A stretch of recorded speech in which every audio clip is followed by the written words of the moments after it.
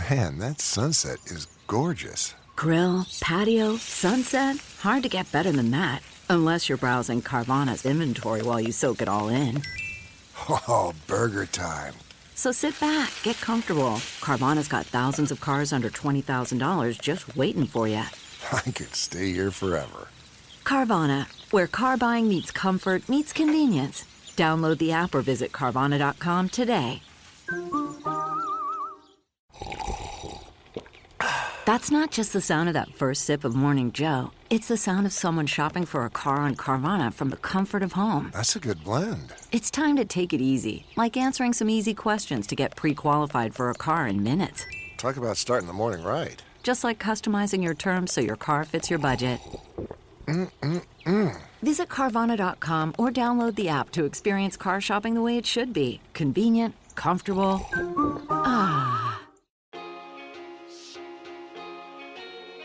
Hello and welcome. I'm Sam Harris, and it is my true honour and pleasure to host you here on the Growth Mindset podcast. I talk to amazing individuals about how they achieve their dreams and break down the strategies it takes to lead explosive tech businesses to being paid to travel the world. I deep dive into topics such as Bitcoin and FinTech, or just how to get stuff done, with the goal of increasing our own collective wisdom and making us all happier, healthier and wealthier. Who doesn't want that?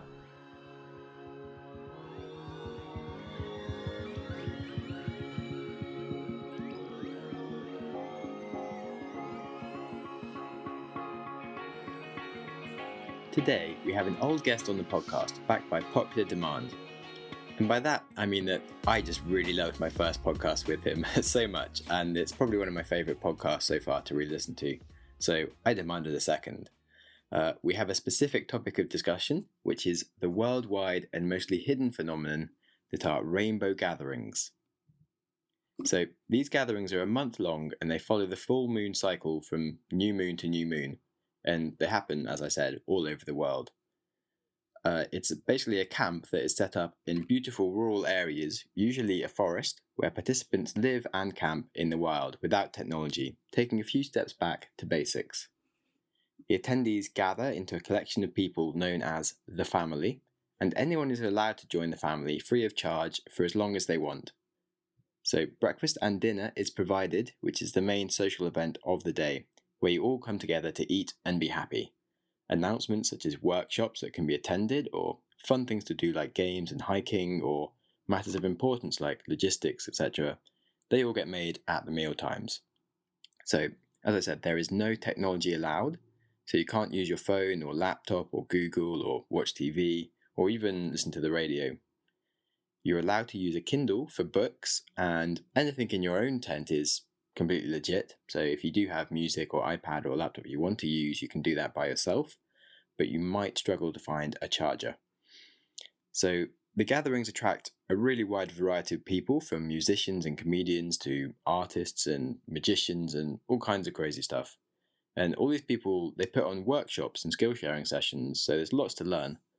A lot of people ask me afterwards what the hell you do without TV or a phone or work to do, but amazingly your time fills up really quickly in just this relaxed and loving environments, because there's just so much to do and learn, and you just run around all day having very real and raw and just like pure fun. And so yeah, I had a really special time at the event that I went to in Tasmania, and I just wanted to explain the basic premise behind how a rainbow gathering works before the episode, so that you all understand what we are talking about. So the rest of what we learned at a rainbow gathering and how it made us feel and fun stories will all be in the actual interview. So on that note, let's get to it. Yeah. Hello, Felix. Welcome back to the podcast. Thank you, Sam. It's great to have you back. I really appreciated our first conversation. Listening back to that, I felt I learned a lot that I hadn't really realised. And I've really appreciated the last month hanging out with you more, just the whole general feeling. The idea that you are the result of your 5 friends that you spend the most time with. As a theory, I feel like you should be one of those people that I spend more time with, because I want to have that aspect of you. Oh, so that's flattering. That's the goal. It's nice to have like a little Felix on my shoulder telling me, this is what Felix would do kind of thing, and then like the sensible person somewhere else. Not that you're not sensible, but you know what I mean. You're like, oh, maybe you could chill out a bit more and just be happy right now, Sam. So anyway, you have since inspired me to go to a rainbow gathering, which I doubt anyone has ever heard of before. So I wanted to talk to you about that. Well, there's probably a bunch of people that have heard about it, but they're of a more specific, particular subculture around the world. But after having gone to one, you're in a little bubble, and it seems like everyone holds those ideologies and is of that subculture. Yeah. But then you often step back and you realise that actually, in contrast, most of developed society has no interest in such things, which is why I think, yes, it's a pretty interesting niche experience and thing to talk about. Yeah, I guess it also feels a bit like you know people on a completely different level, but it's something you can't really talk about with other people outside of it. It's pretty hard to explain. You get pretty funny reactions trying to describe it. So where does one begin to describe what it is? What did I first tell you about when I proposed that you ought to come to one? So you first told me basically it's a bunch of hippies in the woods eating vegetarian food, running around all day, having fun, and there's no technology. Yep.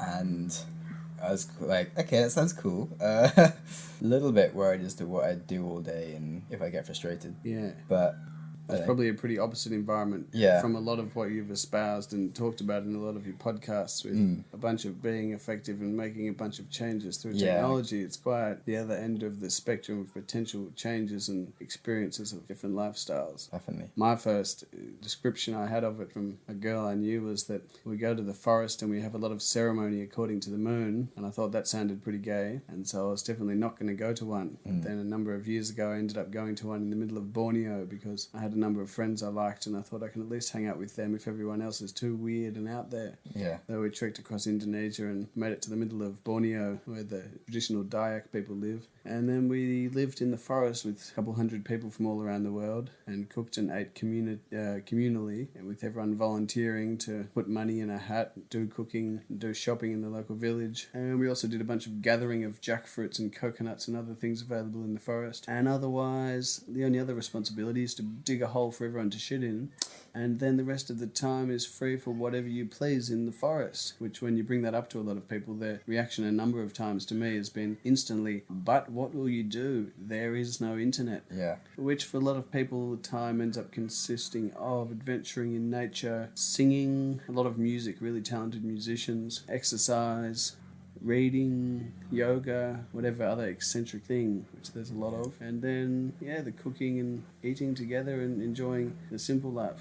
And now it's a tradition, I'd say tradition is the most accurate adjective, since the 60s when rainbow gatherings started in America. And since then they've spread all around the world and they're still going. So one can find a rainbow gathering in any continent in the world, just about. And in America, they get up to, I think, 20,000 people. So that means that 20,000 people, sort of through anarchy, without a central organizer, agree on a place in nature, usually far away from much development, and come together and stay in the forest for a moon cycle, which is a month, used traditionally. And there'll be 20,000 people in the forest living in anarchy with no tickets, no leaders, no rules, only with the tradition keeping them together of how resources are pooled and used. And so every job or every responsibility happens through what would best be described as anarchy, with people volunteering or stepping up to whatever it is, ranging from going around the circle after dinner with a hat to collect donations, to driving a car to the nearest farm or shop for food, to cooking, to cleaning, to talking about any other issues, any other concerns that are happening in that gathering. Yeah, and also running workshops. A lot of workshops,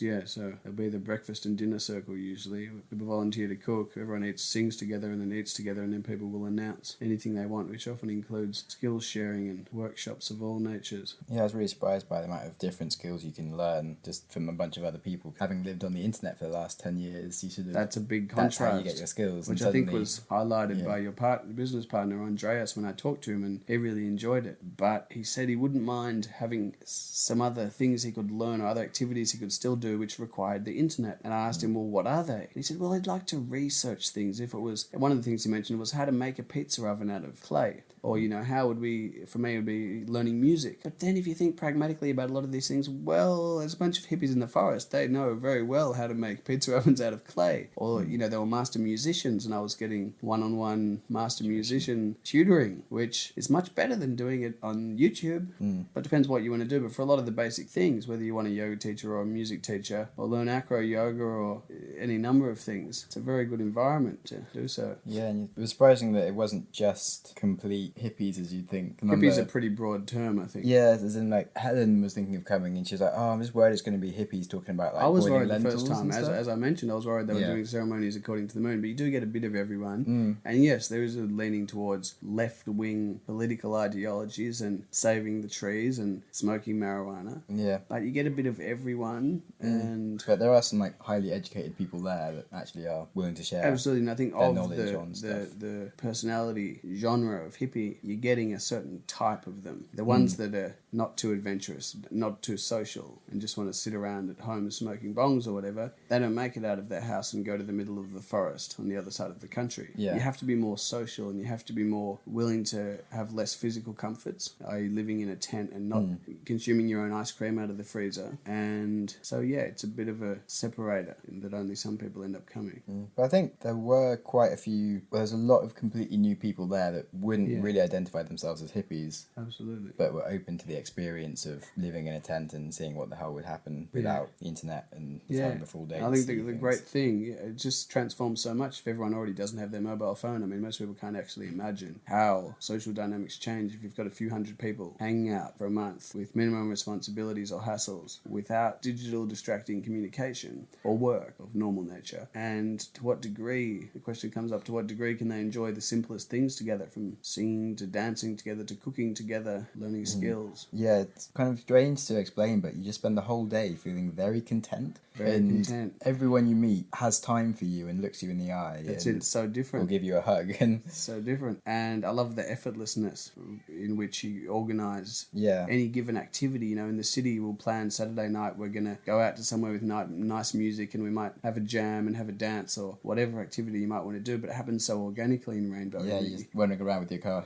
Everyone yells out food circle when it's time to eat, so everyone will slowly walk over the mountains and come together in a circle. And then after that, everyone's announced all the workshops that there'll be. And it's just such an abundance of good activities. Over there, someone's playing frisbee. Over there's people teaching music, and over there teaching yoga. Or there's the river down there to swim in. And at least as far as my interests are concerned, when I'm usually in any city, I'm trying to find the park. I'm trying to find the swimming pool. I'm finding a place to work out, to do music, to find social connection.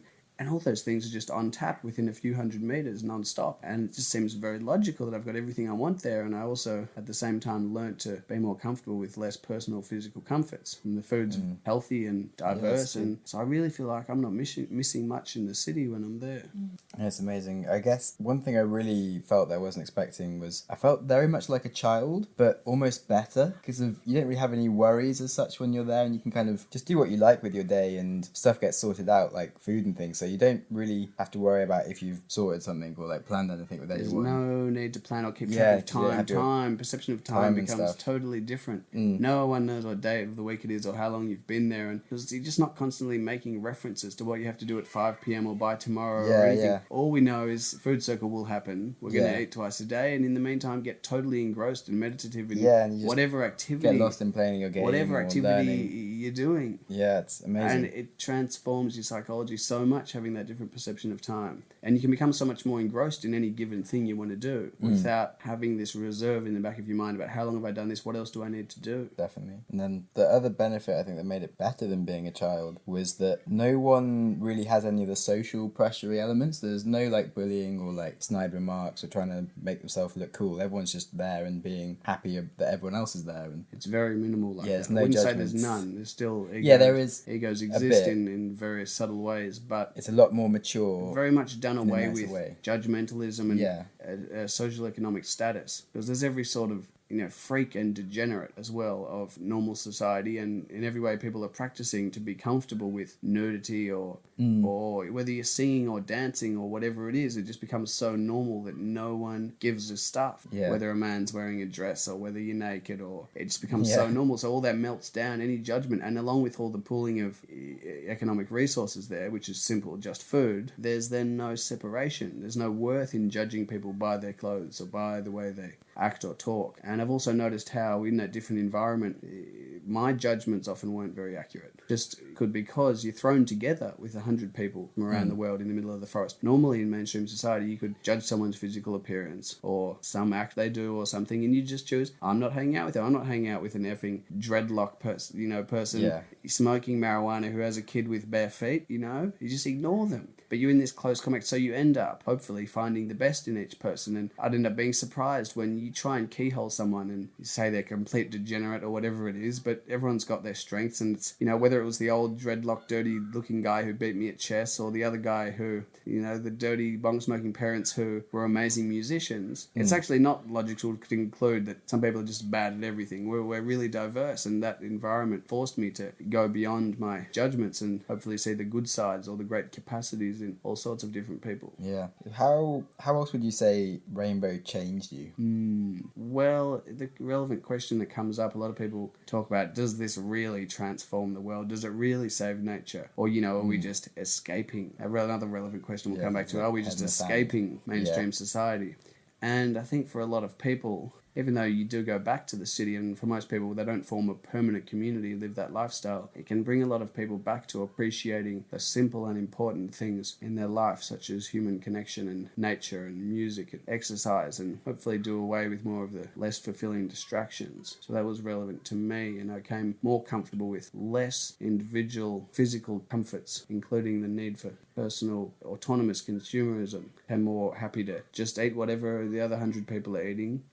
It's going to be healthy. I don't need to have that experience of going in 7-Eleven and choosing that I want the blueberry one with the chocolate one with the whatever, and finding a lot more value in the small things done around you having been done with willing intent. People cooking in the kitchen because they wanted to. Other people playing music in the kitchen for the cooks because they wanted to. These things often don't become a chore when you're not doing them 60 hours a week. Whatever it is, the person who dug the pit to take a shit in, they chose to do it. No one had to do it. And it creates a very different dynamic from when you buy things from the 7-Eleven and the person's there because they want their effing wages.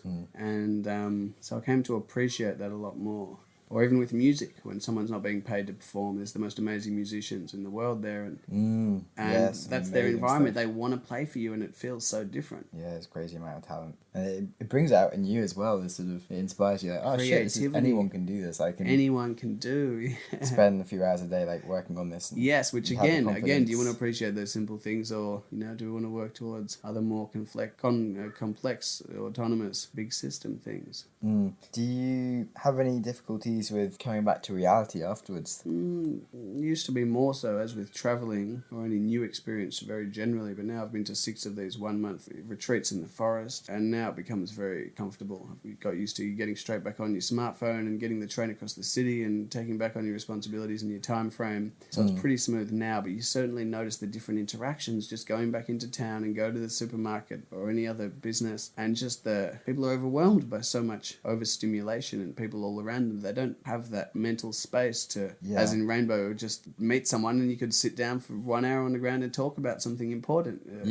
In contrast, it can just seem so cold and busy and dehumanizing in a way, which in many respects, I think for all of our history, our ancestors did live in smaller tribes where they had the time of day and were connected with all the people around them. So in many respects, it's very dehumanizing, the connections or lack of connections that people have in big cities together now, and it can bring you back to realizing that. Yeah, definitely. You just felt so much more like everyone else is in their own world, and you're just sort of there in your own tiny world, but you feel like you're sort of looking around, experiencing it, and everyone's just shut off, and you're like, what? This isn't right. People should be talking to each other or something, and then the guy next to you gets out some chocolate and just eats it by himself, and you're like, why isn't he sharing? And what's going on? This isn't right. And it's kind of weird, and it's very sort of 1984 almost feeling when you get back to modern society, and everyone's just sort of stuck in their process, going to their next thing, and no one's talking to each other, and it feels like we're all just these robots stuck in our tech that is controlling our lives. And you're like, shit, guys, you got it all wrong. Just be happy and like talk to everyone that's around you. And it's kind of funny. Yeah, and then one of the relevant questions that come up is, to what degree does anarchy, I don't use that in the context or in the modern use of the word as something just being disorganized, or wrecked, but rather as it traditionally was used as a political system or ideology, as in Spain in the Civil War, as a system in which there's no leader or hierarchy, and things are meant to happen through people choosing to take responsibility for things, i.e. volunteering. And yeah, the relevant question comes up, to what degree does anarchy work? To what degree does it function? And in my experience from going to these things, and also I guess going to the Occupy movements and umbrella protest in Hong Kong, it depends on two things: the number of people, one, in the community, and number two, the degree of complexity in the economic outputs or achievements or goals they want to produce. So if we're building 30-story skyscrapers and we want to have a fire department and a legal system and everything, then you need specialists and you need lots of people, and then anarchy basically doesn't work in my experience, because who wants to dedicate themselves to cleaning the sewage system or whatever,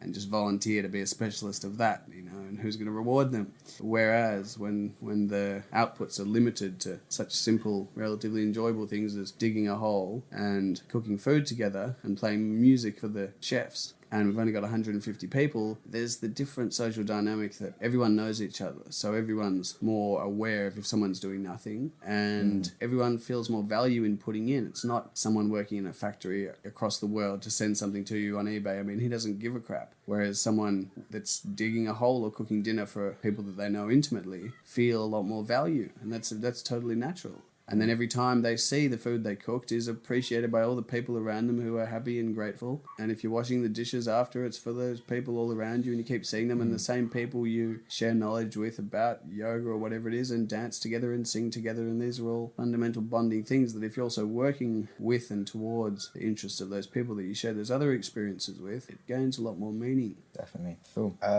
Any other important things about rainbow gatherings that you think people should understand or commonly misunderstand?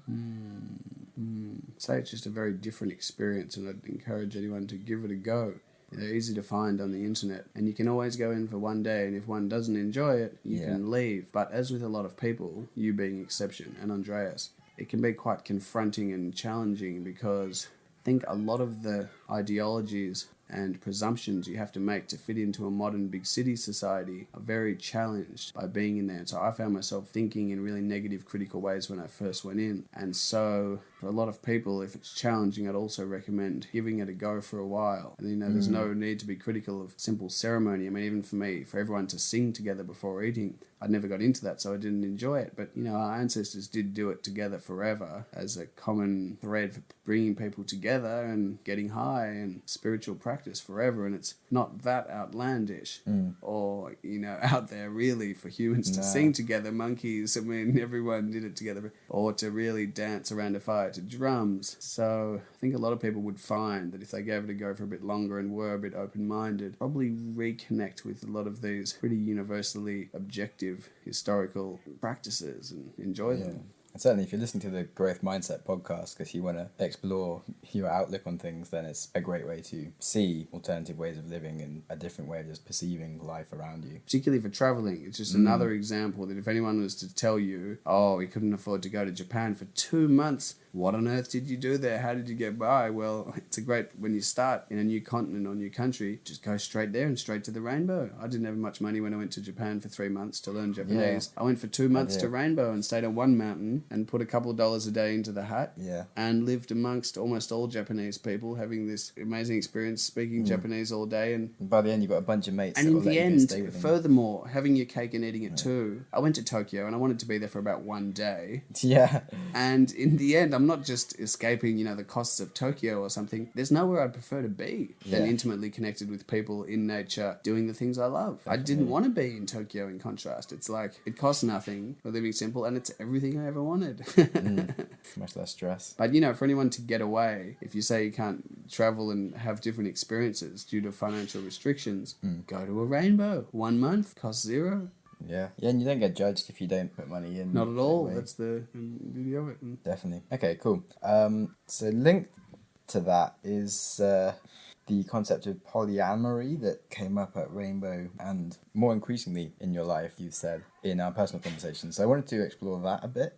Yeah, so particularly, as you typically expect within that sort of subculture, there's more polyamory and polygamy, I guess. And it's really quite unique compared to going around the world and any culture you might go to. It's pretty unique and different, even with nudity. Nudity is very acceptable and common, and that's so different. And so all sorts of sexual mores are quite different. And it's unique as well that everyone's in, just a one-off place for sort of a month. But there's also a bunch of workshops that end up getting run, people talking about monogamy and polygamy.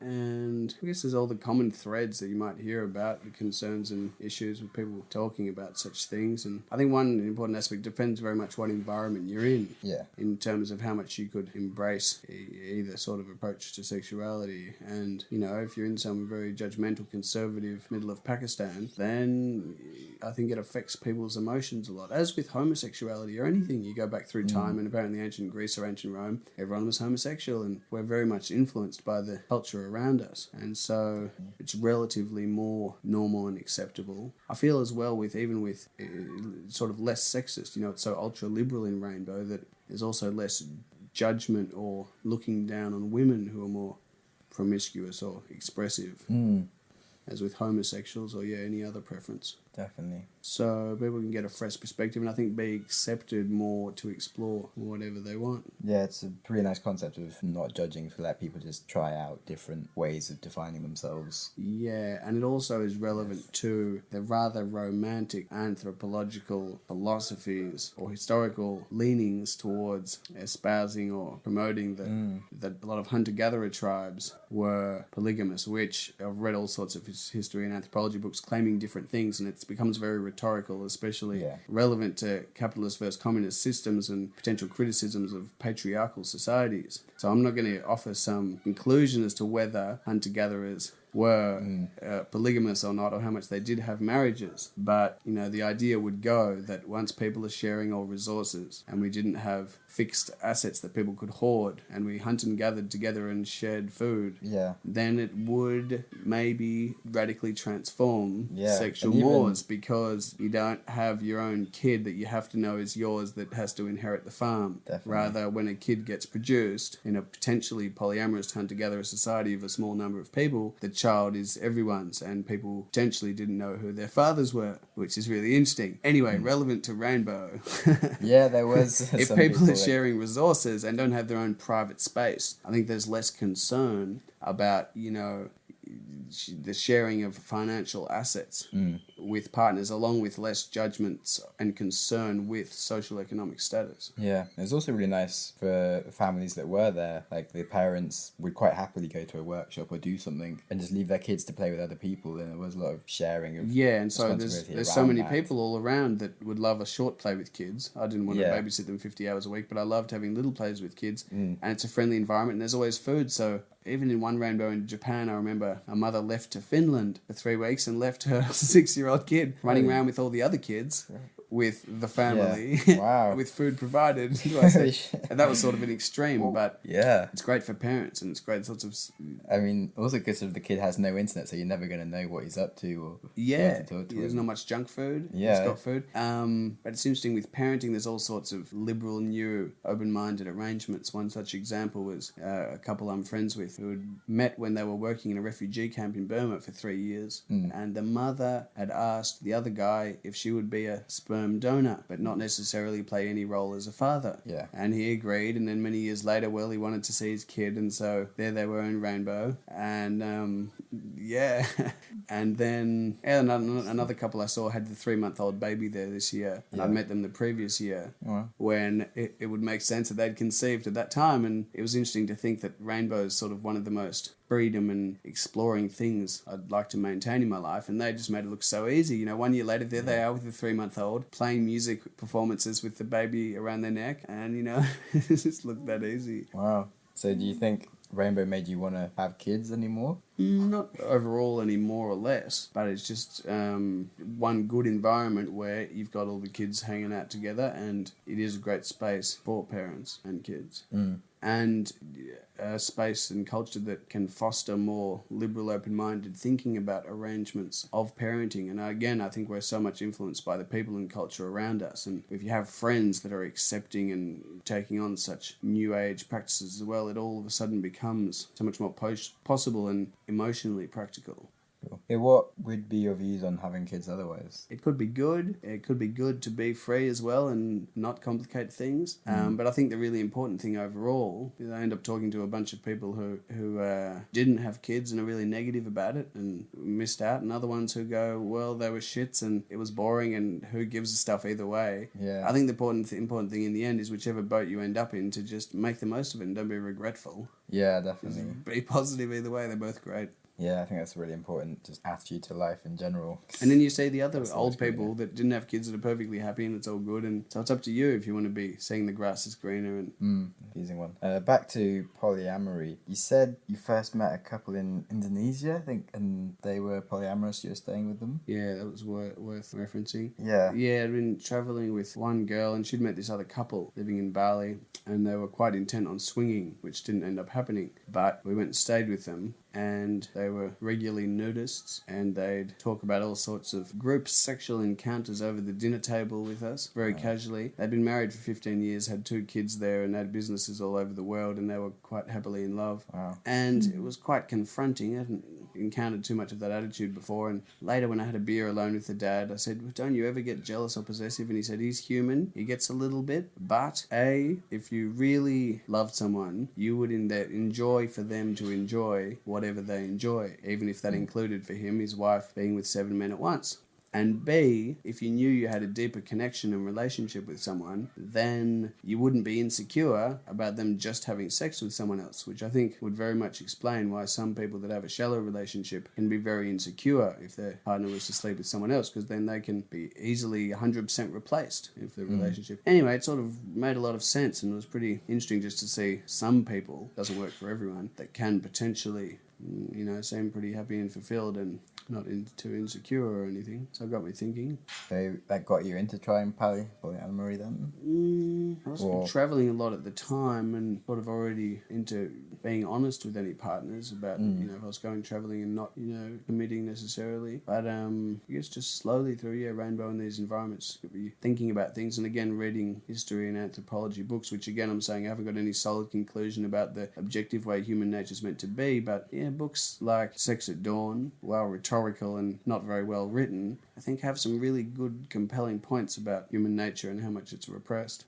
You think it's opened your mindset to be less possessive then? Opened my mind. So I think that's part of a emotional awareness practice. And again, part of, as I said, the subcultures and people you're around. Again, we're just going to be... There's not many people in the middle of conservative Pakistan, that would be very accepting or, emotionally liberal, because we take on what's happening around us a lot. Definitely. Okay, cool. And on the subject of the French polyamorous couple, you told me a really interesting story about the man wondering why the hell he's even trying to get rich. He's a bit of a serial entrepreneur. That was a relevant, good one. Yeah, he worked his ass off and with the marriage and kids, and had all these businesses and made lots of money, and we'd sit and have a beer in the evening, and he'd look at me with envy all the time. And the first good preamble to mention is he said a lot of his rich friends really enjoy their money and they like having all their luxuries. But he said his problem was he didn't know how to enjoy it in his case. And he wishes, in his words, that he could be the beach ruster bum again. And he told me the story about when he was a teenager in Italy, and he said everyone was, after the war or something, everyone was pretty hungry and there was no work or anything, and he, with envy and nostalgia in his eyes, he told me about they were so hungry they ran outside and caught a cat and they boiled it and they ate it, and it never tasted so good because they were so hungry and they appreciate it. And he said now he doesn't appreciate shit anymore. And it's just funny that he really wanted to tell me about that and how good that cat was. And again, maybe his friends really enjoy the caviar and that's all good, but it just gave me a different perspective to always think of, well, in the back of your mind, the worst case scenario if you had to go and boil the cat, Yeah. part of you would enjoy it in some different new way if you were really hungry that you might in future be nostalgic about. Yeah, it's mental. Yeah. I'd still like to know some more specifics around what they did with that cat in terms of how to cook it. Like, did you just boil it in a pan? Did they? I guess they skinned it. Yes, they skinned it. Spices and things. Yeah. Maybe it's like a stew. Either way, it's pretty fucked up. But I mean, they're more fucked up than the fact that we eat every other animal on the planet. Or, well, There you go. a And certain segment of animals on there the you planet. go. And And that's we should normal, and experience others is, maybe like, killing the not. animals we're going to eat. Yeah, Yeah. for sure. Yeah. Why should, Like- why should it be? Definitely. Why is a pig any more acceptable to eat than a dog? Like, one's cute and fluffy, but they still have minds and things. Anyway, that's another deep conversation. But on the subject of having and having not and comparing yourself and being happy, you just told me about a book that I've forgotten, so I wanted to ask you about it anyway, just because it sounded awesome. About humans these days being less happy because they compare themselves to like CEOs, millionaires. Oh yeah, What was the that? pretty famous author Alexander Bouton, and his most famous book, Status Anxiety. It's sort of again one of these books that it's not that much of a revelation. You probably already realised these fundamentals before, but he just talks about through history how societal attitudes changed around the justification and morality of being relatively wealthy or poor, and that it went maybe from early Christianity espousing that Jesus was poor and the poor would inherit the earth and the rich were wicked and there was no justification for their position.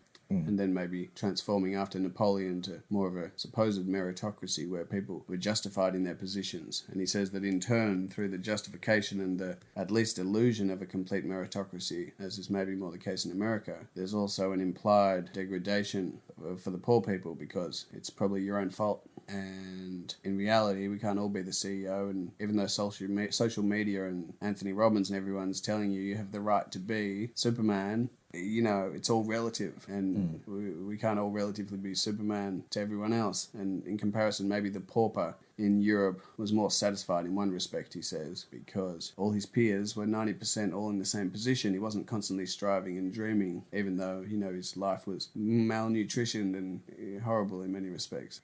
Yeah, I think when you haven't got stuff to compare yourself to, you can be a lot more content. And then even in your own life, you remember when you're younger, you just didn't have certain things, but that was fine. And now suddenly you're just used to the smartphone. If you haven't got a smartphone in the city, you feel like inept. And what can you do? Yeah, it's a really good book. Yeah, it sounds super fascinating. I'm pretty excited to read it. And yeah, I definitely noticed, well, I was never a student 30 years ago to know what people came out like after that, but a lot of my friends have done university with some kind of vague life goal, but not really knowing what they want to achieve. And then they kind of get a bit lost, sort of like 3 years later, they still don't really know, like they're not in a job that defines them or that they want to do for the rest of their life. They don't know how to be an entrepreneur and save the world, and that's all they really get to see on social media, and so they just feel a bit shit about everything and lost.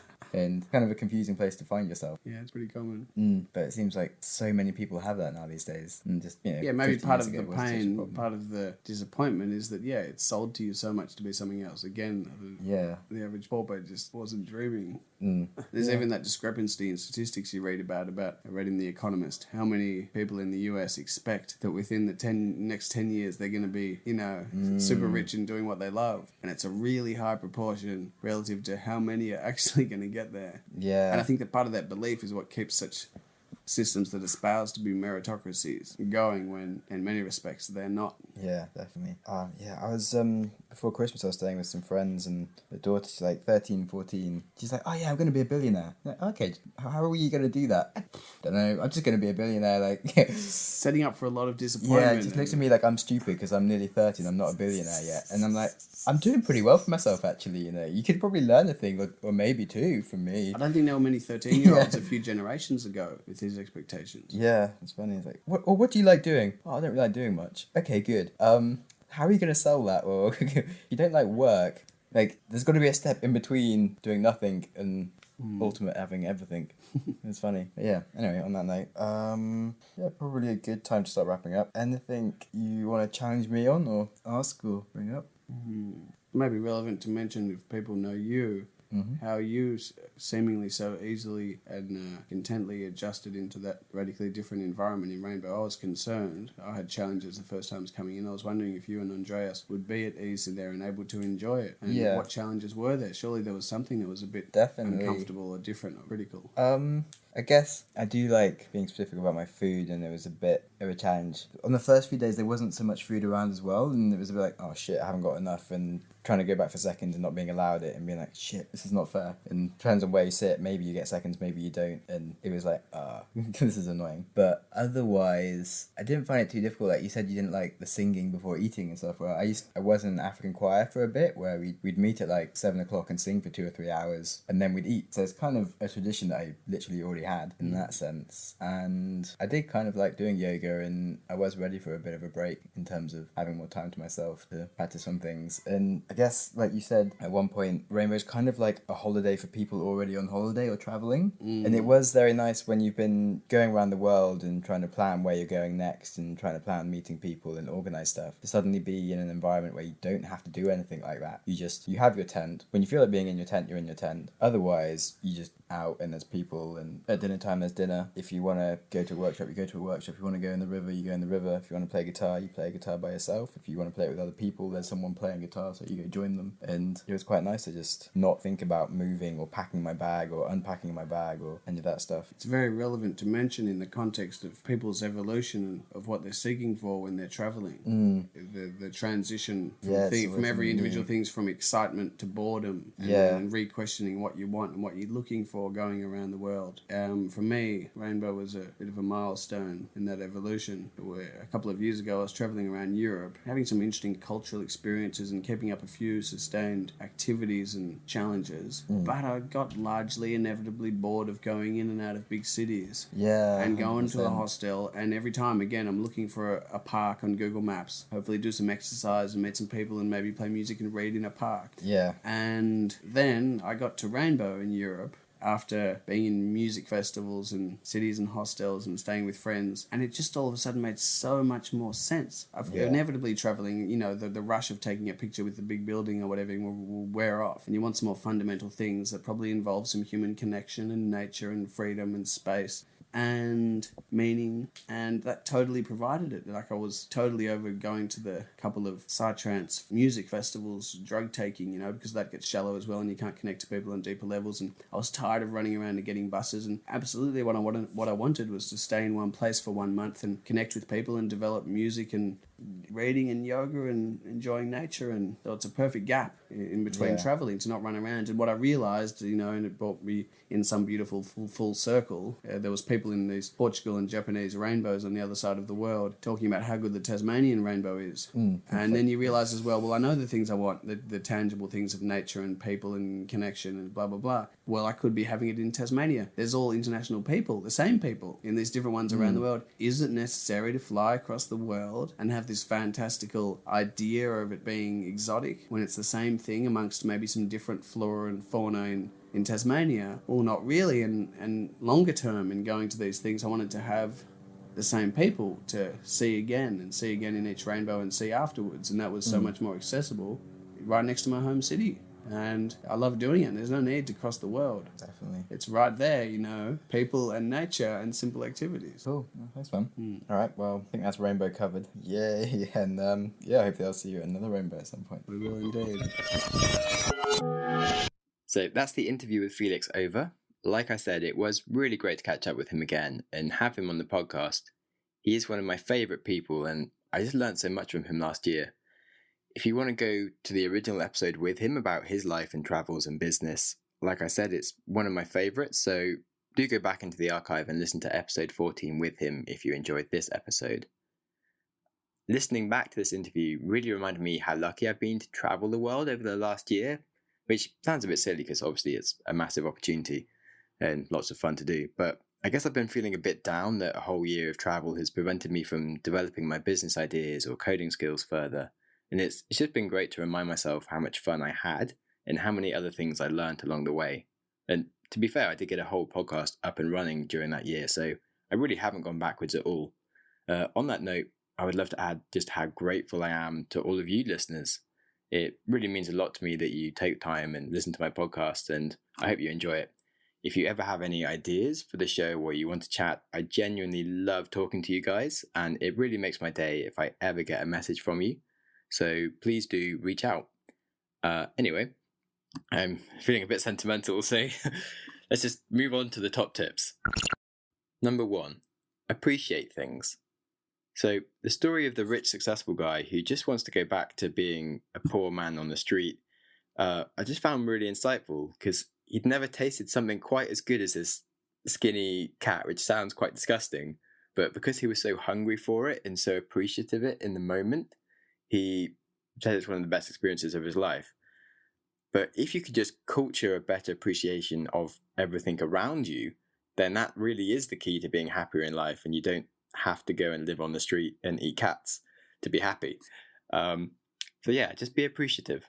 Practicing things like a gratitude journal can really help if you want to just start noticing more things in your life to appreciate. And that would be my first place to start. Number 2, rainbow gatherings are a great launch pad for travel. So when you want to visit a new country and really learn about it and meet people and have like real proper experiences, it's just very, very hard to do that these days as a tourist, going to a new city and trying to engage people, and there's just so many other tourists around and you just get stuck in like the tourist loop. But if you go to a rainbow gathering in the country, it's just a perfect way to meet actual locals and understand what life really is like in their history and the current times and the culture. And you just get an awful lot of inspiration and tips for cool things to go and do in that country. And importantly, lots of invites to go and visit people who are now your friends and do fun stuff together, which is amazing. And if you see an event happening in any country that you've wanted to visit, it's literally just the best place to start, hands down. And furthermore, it's free. And then any invites you get to go and stay with people is also more free accommodation. So if you want to go to a country that's expensive, it just makes so much sense. Number 3, smile more. So I can't really explain just how nice it was being in a group of people who all smile at you as you walk along. And every day I just walked kind of lightly on my feet thanks to everyone being so nice all the time. It's something that I've really enjoyed now practicing out and about since. So maybe half the people that I smile at look away before they really get the chance to respond and they don't engage. But genuinely, a lot of people might be surprised or they smile back instantly. And I feel like I've made a connection. And some people even get a high five from for no real reason, but it's just awesome. And if you go about your day assuming that everyone will be nicer if you smile at them, you can actually make it happen. And it's just really nice to do. So now moving on to books. We didn't discuss a lot of books in this episode, but Felix did mention Sex at Dawn as a really interesting read. And so yeah, why not? Sounds good. Then another recommendation I've now had is that Somewhere Under the Rainbow by Tom Thumb is a really good book. It's well reviewed about his experiences at rainbow gatherings, and it's been described as a great way for those who haven't been to a rainbow gathering to learn about it, and for those that have been to reminisce and remember what they valued. So these are the things that I hope I achieved with this podcast, but if you want to know more or remember more, then this book seems to be the place to go. Actually, I've got a bit ahead of myself. We did talk about one book, Status Anxiety by Elaine de Botton. It sounds like a really fascinating read on how status affects the way we are treated by others and just general dilemmas we face trying to acquire status from businesses or social media, and how we can overcome this massive anxiety that we have. And we're just generally increasingly developing this anxiety, and by overcoming it we can end up being happier and more chilled out people. Yeah, this is something I've actually been meaning to write up a blog and a podcast on, because my thoughts of this general area is that like the increasing issues of social media just creates a vision of perfectness in everyone else's lives around you, which ends up with you feeling just generally inept. Like there's all these things that you should be doing that you aren't doing. And yeah, so this sounds like the book is right down my street, and perhaps you too. And now that's basically the end of the episode. If you want to find out more about rainbow gatherings and how to actually join in on one and the right kind of links and all that stuff, then this will be in the show notes. So please visit the website, growthmindsetpodcast.com, to get information. Or like I said, feel free to reach out to me and I can point you in the right directions. And that's not a problem. It is honestly a joy to talk to you all. Now, I have one final thing to address. I have just learned how to find my podcast reviews in different countries. And up till now, I've only been able to see the ones in the UK. But it turns out that people in America have actually been reviewing me as well. And I had no idea. So that's amazing. Thanks, guys, so much.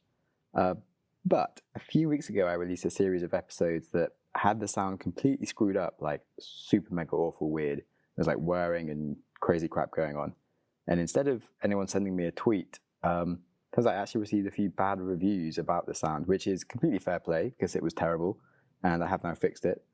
And I should have listened to it once it had been uploaded, which I now obviously do every time. Now that I have fixed the episode, it would be great if those reviews could maybe be amended, because if it sort of makes my podcast reviews look not so good as they could be. But no worries if not, it's my fault. Anyway, if my sound in general is just too bad, do let me know by Twitter so I can try and fix it. And I have just purchased a new pair of interviewing mics and some better software to help improve the sound in general, because now I have quite a lot of listeners beyond just my mum. I probably need to sort this all out. In general, if there's any form of issue at all with the podcast, just let me know, because I've been doing this by myself and I put a lot of hours into every single episode. So I'd hate for that to be wasted on you guys by just some small random glitch, making it seem like I just don't care about it and put up any old content, because seriously, I do care about it and put a lot of effort into this stuff. So I'm sorry when mistakes happen and really would like to correct them. And on that note, the podcast is over. If all goes to plan, next week I'll be releasing my first podcast from my experiences in North Korea, where I interview my tour guide there, and that was a hugely insightful interview. So anyone wanting to know more about North Korea or dark tourism in general, stay tuned till next week. You've listened to an episode of the Growth Mindset podcast. If you enjoyed the show, please subscribe on your preferred app and give me a good rating. If you are unable to give good feedback right now, try sharing the show with a friend who will, or just wait for the show to improve. If you have any ideas for the show or you just want to reach out, I'd love to talk to you. On Twitter, I am at Sam Harris Tweets, or Instagram, SamJamSnaps. Show notes, along with links to everything that we discuss, are available at growthmindsetpodcast.com, along with information on how to get involved and blog posts on cool things that you should be aware of. Thanks so much for listening, and I hope you enjoy your next podcast.